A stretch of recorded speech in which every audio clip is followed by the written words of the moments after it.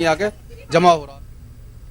UP में 500 से जायद इमदाद याफ्ता दीनी मदारिस के कानूनी जवाज पर इलाहाबाद हाईकोर्ट ने सवाल उठाए हैं। इलाहाबाद हाईकोर्ट ने रियासती हुकूमत से सवाल किया है कि क्या एक सेक्युलर रियासत में मजहबी इदारों को सरकारी इमदाद दी जा सकती है। अदालत ने रियासती हुकूमत से यह अहम सवाल भी किया कि क्या सरकारी इमदाद याफ्ता दीनी मदारिस में खवातीन की तालीम का भी इंतजाम है। अदालत ने दीनी मदारिस में खेल का मैदान और दीगर जरूरी सहूलियात पर भी रियासती हुकूमत से जवाब तलब किया है।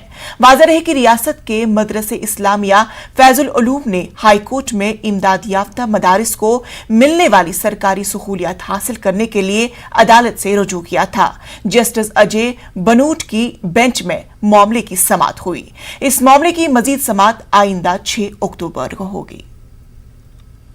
मदरसा अंजुमन इस्लामिया फैजुल उलूम जिन्होंने राज्य सरकार से मदरसों के लिए विशेष साधन मांगे थे, जिसके प्रार्थना पत्र को शासन द्वारा खारिज कर दिया गया था, जिसको चुनौती देते हुए माननीय उच्च न्यायालय में एक याचिका मदरसा इंतजामिया की तरफ से दाखिल की गई थी, जिसकी सुनवाई करते हुए माननीय न्यायमूर्ति अजय बनूट जी ने उस पर राज्य सरकार से 4 हफ्तों में विस्तृत जानकारी मांगते हुए 6 अक्टूबर को सुनवाई निश्चित की है।